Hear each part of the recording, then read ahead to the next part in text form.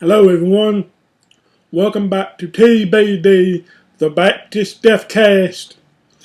This is episode 4, where we're going to continue our discussion about Baptist distinctives.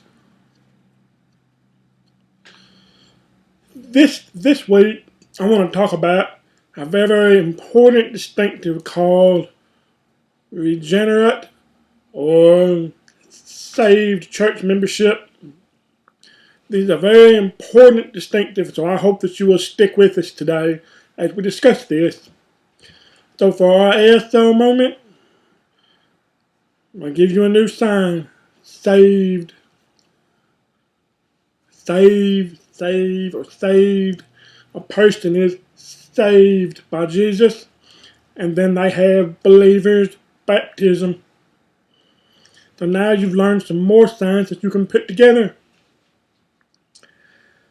So, now let's talk about regenerate church membership. Why is this important? Because it has to do with who can be in the church. This also goes back in history to the Protestant Reformation. But let's keep it a little bit more simple for our purposes. We here at TBD are Southern Baptists, which means that we have at our statement of faith the Baptist faith and message of the year 2000 version. And in that statement of faith, in chapter 6, which is titled The Church, it says that a church is a local congregation of baptized believers and believers of all times and places in history in the world. So, the church is a group of baptized believers in an area and all over the world and in history. But who can be baptized? Remember from last time we talked about believers' baptism? Who has the right to be baptized? Well, remember we talked about this. Baptism is for only those people who have confessed faith in Jesus Christ. Those who have repented of their sins and believed in Jesus Christ as their Lord and Savior. Only those people can be baptized. So therefore we see that you must be saved before you can be baptized. Thus, only those who can be included in the church, the local church, and the universal church are those who have been saved. And baptism is the sign that shows the church agrees you are a believer. And only those that the church agrees is a believer can be included in the church. Why is this important? Let's come back to our group at SBC, the Southern Baptist Convention. The SBC has 15 million members on the church list. That's altogether has been reported out of 40,000 churches in the Southern Baptist Convention. We have on our list 15 million members. The problem is, from the reported average attendance on Sundays, only 5.5 million members show up for Sunday worship. 15 million members. Only 5.5 million show up. This is a problem. It's a big problem. I don't know about you, but my generation for the past 10-15 years has committed ourselves to correcting this problem. And that means we have had to learn who can be included in the church, who is permitted to be on our church lists. And we've We have realized that Baptist distinctives require only saved people can be members of our church. So we have begun to name the people off of our church list, the people that we know and can prove, can verify through their testimony, through their lives, through their involvement in church, that they are saved. Now that means in some churches their membership numbers have gone down.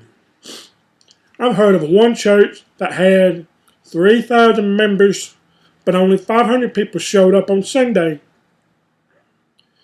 So that church did a survey, and found out that almost 3,000 of those names on the list, almost the entire list, were not members of that church anymore. They were dead. They have moved on to another church, or they have just stopped coming. So that church, in 3 years' time, turned things around, contacting former members, interviewing people who were there attending regularly, and came back with an accurate number for their membership. Their membership is now about 400. So it shows the real picture of what's going on in that church, and not the fake picture people want to see. Because people love numbers. But with regenerate church membership, you can't focus on numbers. Focus on people. Look at the person. Who are you? Do you believe Jesus? Do you show the fruit of salvation in your life? That person, yes, accept them as a member. That person, no, we'll wait. We want to watch you some more and see if you are truly saved. Now, like I said, the concept of regenerate church membership also goes back to the Protestant Reformation, and as we discussed with believers' baptism with the covenant theology, it's the question of who is in the covenant of God, who is in the new covenant that Jesus Christ established with his blood, who is in the church of God. And again, that comes back to what? People who have confessed faith in Jesus Christ. There's just no way around this. The church is for believers, confessed believers who have been baptized as a result of that confession of faith. Only people who are in the covenant of God can be church members. So why do we do this? Well, a preacher by the name of the BT and the Bully came up with a list of 6 reasons why you need regenerate church membership as a policy, as a rule in your church. The first is that regenerate church membership promotes unity in your church. If everyone in the church is saved, actively following Jesus Christ, it's easier to have the same mind. If the Bible commands the church, you have the same mind. Have the mind of Christ. When all the members of a church are saved, it's easier to have the same mind. Second, regenerate church membership protects the reputation of the church. I'm sure you've heard stories of people who go to church on Sunday, but the rest of the week they are awful people. They're mean, they're hard-hearted, they're unloving, they hate, they destroy. Evidence that that person is not saved. But they show up on Sunday, oh, praise the Lord. No. A regenerate church membership protects your church's name in your community and in the world. Just look now. The world is mocking us for our politics, for our political behavior.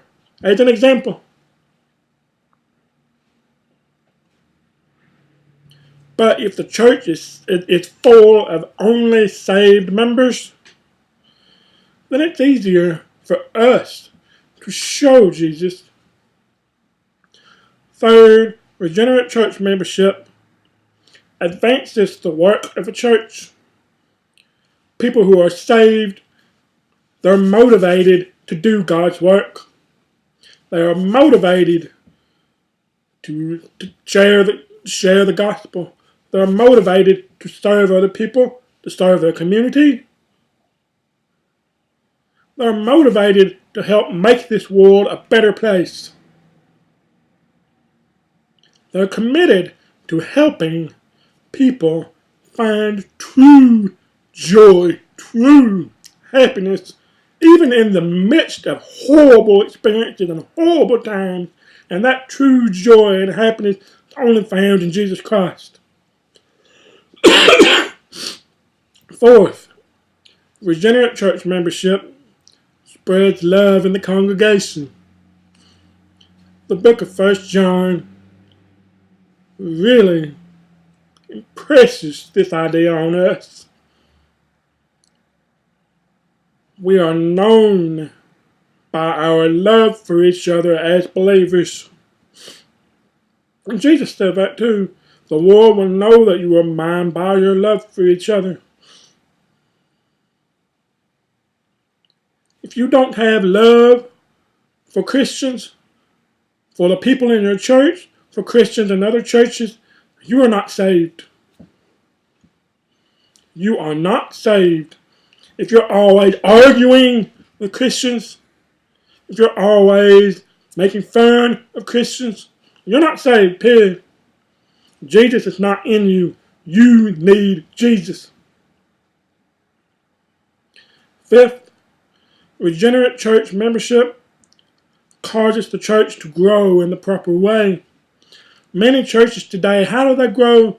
They steal members from other churches.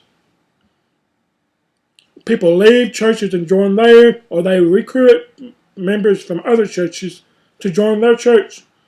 They're not growing through people being saved. They're not going out and witnessing to people and seeing them saved. That's not the proper way to grow a church. You look at the New Testament. How did the church grow? People went out and witnessed, evangelized people, told the gospel, shared the good news about Jesus Christ. In fact, what? The first Christian sermon in Acts, the gospel was preached and 3,000, 5,000, whatever the number was, people were saved and added to the church. And because of that preaching of the gospel, the Lord added to the church daily. Don't go around stealing other members. That's not called regenerate church membership. Regenerate church membership is evangelism, witnessing to people, seeing them saved, baptizing them into the church. And sixth and last, regenerate church membership submits to the Bible, obeys the Bible. Regenerate church membership is a sign that we have taken the Bible seriously, that we have submitted ourselves to its word, to its authority. And remember, one of the distinctives of Baptists is the authority, the supremacy of Scripture. If we are really going to obey the Bible, then our members must be saved. Now, why is all this important to us as deaf people? Well, here's an example. I have heard that there are deaf churches out there where the only requirement to become a member is that you're deaf. The only requirement to join that church is to be deaf. You don't have to be saved. You don't have to be a Christian. You only have to be deaf. Yeah, that's sad. We do not want a church full of people who are not saved. We want a church that is full of people whose hearts have been changed, whose lives have been changed by the good news of Jesus Christ. That's our goal. So what's our book recommendation? Well, I'm going to give you a book that really talks about this concept of regenerate church membership.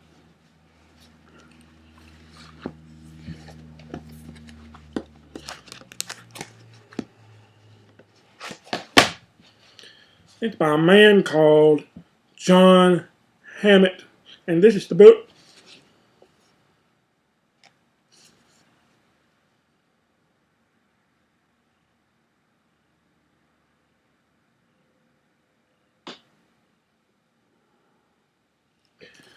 Now, John Hammett is a professor of theology at Southeastern Seminary in North Carolina, and he has written a really good, thorough book. And also, I think this is easy to read. It's not hard to read. And some of the chapters of this book have actually been broken out into small books themselves. But this is an awesome book to have. It's a good resource. If you want to know more about Baptist distinctives and this distinctive we're discussing today of regenerate church membership, go ahead. Read that book. It's good for you. Also, one more book I'm going to add. Recently was November 5th. If you know your history, that was called Guy Fawkes Day in England. And it's a famous rhyme. If you've ever seen the movie V for Vendetta, then you know this rhyme. This book, short book. Gunpowder, treason, and plot. It's a good book that looks at that story and tells the history. It's about a Catholic who was so against the Protestant Reformation and the Protestants taking over in England that he tried to blow up the Houses of Parliament in England and then put a Catholic king on the throne of England. It's an interesting story. And you see just how bad things were in Europe and England at that time in history. But without this, we probably would not have a King James Bible. If that had not happened, we probably would not have a Protestant Christian America or the ideas of religious freedom. Probably not. We don't know. But it's interesting to see the history. So these two books.